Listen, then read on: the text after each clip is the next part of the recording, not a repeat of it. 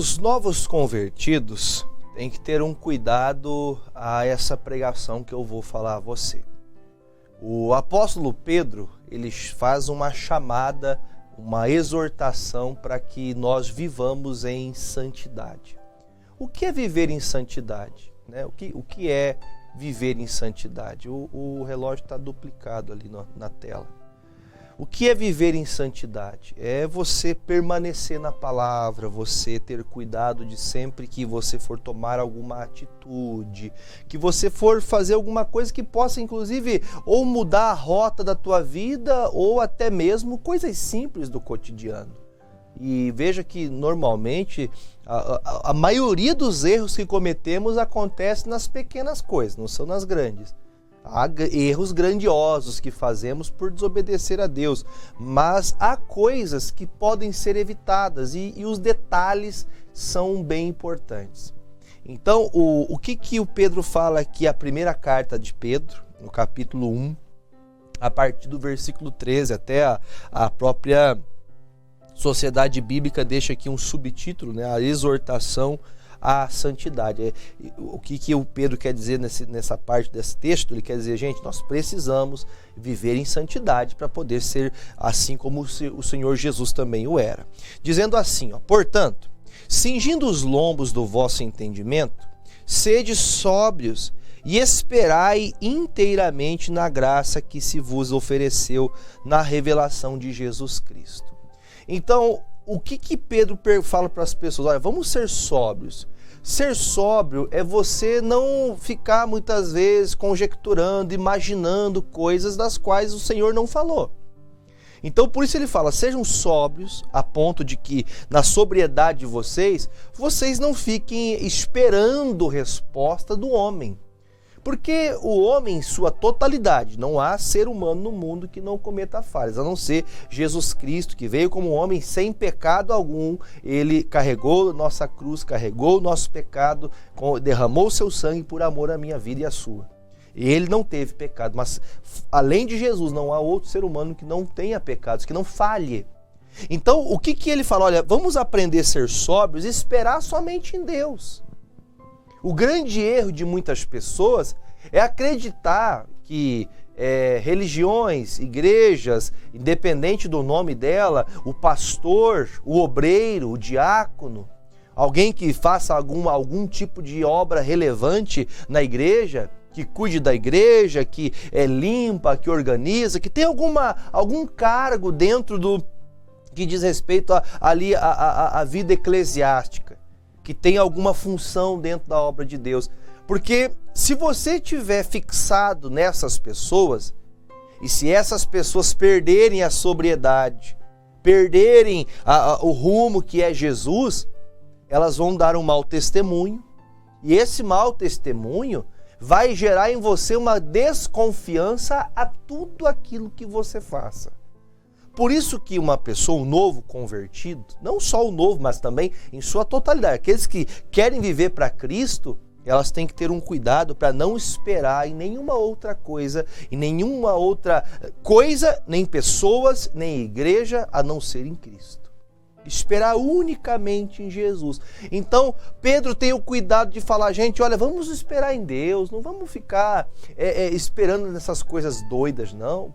Não vamos fazer loucura. Não vamos, como diz um dito, não vamos inventar moda, não vamos criar caso, não. Vamos ficar em Jesus, vamos ficar nisso aqui, na simplicidade da palavra, vamos examinar as Escrituras, vamos conhecer Jesus. Porque ele diz, olha, a Bíblia fala, esperai inteiramente na graça que se ofereceu pela revelação de Jesus Cristo. O que ele quer dizer com isso? A revelação, à medida que você vai conhecendo, à medida que você vai aplanando os seus caminhos no Evangelho, você vai agregando ao seu coração, eu posso dizer como se você estivesse murando a sua vida espiritual. Está colocando barreiras. Quanto mais de Cristo você vai conhecendo, você vai colocando barreiras à sua volta que já não deixam mais acessar teu coração coisas que outrora se você ouvisse falar, você fala, meu Deus, não acredito que existam pessoas que vivam desse jeito. Agora, essas barreiras, elas são colocadas à medida que você vai conhecendo Jesus. Por isso a importância de viver em santidade, sempre estar olhando para Jesus, nunca ficar esperando do homem. Por quê? Versículo 14. Como filhos obedientes, não vos conformando com as concupiscências que antes havia em vossa ignorância, mas como é santo aquele que vos chamou, sede também vós santos em toda a vossa maneira de viver. Porquanto escrito está, sede santos, porque eu sou santo. Então, o que Pedro fala? Olha, gente, nós temos que ter um cuidado de que nós não venhamos viver como vivíamos outrora. O que significa isso? Um novo convertido, uma pessoa que se converteu de verdade, que mudou a rota do caminho, ela tem um cuidado de sair das concupiscências. A Bíblia trata a concupiscência como pecados da ignorância, ou seja, aquele pecado que você não conseguia frear. Era uma coisa que para você naturalmente era uma prática, uma coisa que para você era normal, mas que segundo a palavra de Deus, aquilo é um pecado, é uma coisa que desagrada a Deus. Então, se aquilo que fazia ou que tomava em atitudes antes de conhecer Jesus, quando eu conheci Jesus, na revelação da palavra, ao conhecimento, você me assiste todos os dias. Você me assiste todos os dias. Quando eu falo você me assiste, a intenção é de você entender. Todo dia eu ouço uma palavra, mas o que você tem praticado do que você tem ouvido? Ou melhor, vamos esquecer do eu aqui, vamos pensar, você lê a Bíblia, você vai para a igreja, mas o que tem mudado em você? O que ir para a igreja, o fato de ir para a igreja mudou o quê? Tem até uma piada que diz, né? Por que o cachorro entrou na igreja? Por que o cachorro entrou? Ah, pastor, o cachorro entrou na igreja porque a porta estava aberta. Quer dizer, para entrar na igreja, qualquer ser humano pode entrar, até o cachorro. Se não tiver ninguém pedindo, ele vai entrar lá dentro. Então, o fato de você estar no meio de pessoas que se dizem cristãs, ou dentro de uma denominação onde se diz pregar o evangelho, ou dentro, posso dizer, de uma igreja verdadeira que prega o evangelho, mas ali você não muda a tua conduta de vida, dificilmente você vai permanecer. Por isso que ele fala, olha, nós não podemos voltar às nossas concupiscências. Nós não podemos voltar, porque o que significa? Porque ele fala voltar? Porque antes da revelação de Jesus, nós agimos achando que a nossa maneira de viver estava correta, a nossa conduta de vida estava certa. Por mais que você fosse uma pessoa de bem, que não fizesse mal para ninguém, que não agisse de maneira contrária, que tentasse sempre até praticar o bem para as pessoas, ajudar quem precisa, mas muitas vezes com um coração contrário, com um coração totalmente diferente. E isso diz a Bíblia no versículo de número 15, mas como é santo aquele que vos chamou. O Senhor é santo. Ele é santo em palavras, ele é santo em atitudes, Deus é santo. E nós, por sua vez, nós temos que também ser santos. Nós também temos que ter o mesmo olhar de Jesus aos pecadores. Você conhece alguém que lhe fez mal ou que vive fazendo mal? Você vê, por exemplo, o quadro, o cenário político brasileiro que, olha, misericórdia. Ah, fulano tem que morrer, por que não morre logo? Peraí, mas não seria melhor que nós orássemos, Deus, que essa pessoa se arrependa das coisas que ele faz? Ah, porque fulano é ladrão. Ah, porque fulano é não sei o quê. Ah, porque fulano tem que morrer por causa que olha o que ele deseja para as pessoas de tal classe, de tal isso, de tal aquilo. Não, Jesus amado, nós somos cristãos. Como Jesus agia com toda a santidade para todos os assuntos, nós também temos que ser santos, sede santo, como o seu Deus é santo. Isso não quer dizer que você vai ser perfeito, mas ele diz, procure viver de maneira que agrade a Deus. Por isso que há uma exortação para aquele que se diz de Deus, viver em santidade. Nada pode te condenar. Se tem um lugar que você não pode ser condenado, não é? Aliás, você pode ser condenado por todo mundo, talvez porque a prática de vida de andar com Jesus para alguns seja talvez uma balela, mas para você é uma conduta séria, é uma conduta de alguém que vai para o céu. Agora, você ter a conduta no seu coração, você se sentir condenado porque você está fazendo algo que desagrada a Deus, isso é você perder a santidade. Então, quando você perde a santidade? Quando você deixa de agir como Jesus agiu. quando você deixa de amar como Jesus amou, quando você deixa de falar a verdade como Jesus sempre falou.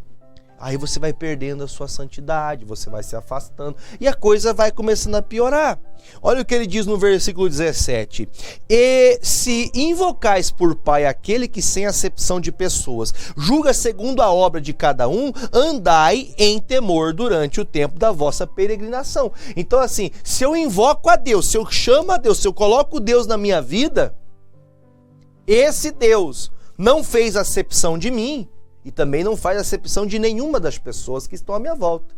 Seja ela de cor branca, de cor negra, de cor amarela, parda, seja qual pastor, qualquer etnia, seja americano, seja da Europa, seja africano, seja ocidental, da onde for essa pessoa, asiático, de onde for, o Senhor não faz distinção, o Senhor não separa ninguém. O Senhor não faz que alguns sejam queridinhos. Deus não faz acepção de ninguém. Então nós também não podemos fazer. Ah, pastor, aqueles ali são uma classe que eu odeio. Não, Jesus, misericórdia, nós somos cristãos. Ah, mas a prática que essa pessoa faz. Eu não me ajunto com tais pessoas para praticar o que elas praticam. Mas nós não temos que condenar ninguém. Nós temos que amar essas pessoas assim como Jesus me amou. É isso que ele está mostrando. Se eu sou santo como Jesus, eu vou aprender a invocar o Pai que vai fazer por mim, pelas pessoas, o mesmo que ele fez por mim. Por isso ele fala, olha, na sua peregrinação, o que é ser peregrino? Peregrino é a pessoa que está passando por um lugar de passagem. Essa vida, gente, nós estamos aqui de passagem. Somos peregrinos. Nós somos peregrinos nessa terra. A vida nos proporciona muitas coisas. Tem gente que quer ser santa demais. Quando eu falo demais, eu não estou querendo dizer no ser o cuidado de ser santo, mas tem gente que quer ser tão santo que quer ser julgador do pecado alheio. Quer ser mais santo que a própria santidade. Quer ser mais santo do que o próprio Deus. Ah, desse jeito não dá para ser. Ah, desse jeito... Peraí, mas Deus não faz acepção de pessoas. Embora eu não tenha que praticar as mesmas práticas das quais a Bíblia condena, mas eu não posso fazer como se fosse o próprio Deus querendo condenar alguém. Por fim, versículo de número 19, mas com o precioso sangue, versículo 18, tá? Sabendo que não foi com coisas corruptíveis, como prata ou com ouro, que fostes resgatados da vossa vã maneira de viver, que por tradição recebeste dos vossos pais, tradição, mas com o precioso sangue de Cristo, como de um cordeiro imaculado e incontaminado. Nós recebemos Jesus, não foi por sangue de animais, não foi por um cordeiro, não foi pela fé do pai, da mãe, como muitos. Eu digo para você de forma que, como a Bíblia fala, a tradição. Não, pastor, a minha tradição é sempre ser devoto da Maria, do Pedro, do João, da Luzia. Pastor, eu sou devoto deles. Eu sou devoto, pastor. Eu dou devoção a estas pessoas, a estas imagens. O Senhor está dizendo, olha, antes você vivia dessa maneira vã. Você vivia dessa maneira que desagradava a Deus. Agora nós somos santos e conhecemos Jesus porque Ele se revelou a nós. A revelação de Cristo em minha vida me fez deixar a tradição do pai, deixar a tradição da mãe e seguir o caminho da palavra de Jesus. Por quê? Porque foi o sangue de Jesus que foi derramado. Um sangue derramado que é incontaminado, cordeiro sem mancha. Esse sim, e por esse eu devo reverência. A reverência da minha vida é destinada a Cristo Jesus. A ser como Ele, agir como Ele, viver como Ele. Isso é ser um cristão verdadeiro. Isso é o que agrada ao Senhor. E o versículo 20, o qual, na verdade, em outro tempo foi conhecido ainda antes da fundação do mundo, mas manifestado nestes últimos tempos por amor de vós. E por ele credes em Deus, que o ressuscitou dos mortos, e lhe deu glória, para que a vossa fé e esperança estivessem em Deus. E terminando, purificando a vossa alma na obediência à verdade, para amor fraternal, não fingido. Amai-vos ardentemente uns aos outros com um coração puro. Ponto. Vamos ter pureza em nosso coração. Os seus olhos têm que ser santificados. Seus pensamentos devem ser santificados. Seu coração deve ser santificado. Em tudo que você fizer, você deve ter santidade. Santifique-se para ir para a igreja, santifique-se para ter seu relacionamento. Viva uma pessoa que se santifique em tudo. Santifique seus olhos para que você não saia condenando ninguém. A exortação do apóstolo Pedro nesta carta é: aprendam a ser santos como Deus também o é. Aprenda a amar as pessoas como Jesus também te amou. Amém? Seja santo como Deus também, Ele é santo. Amém?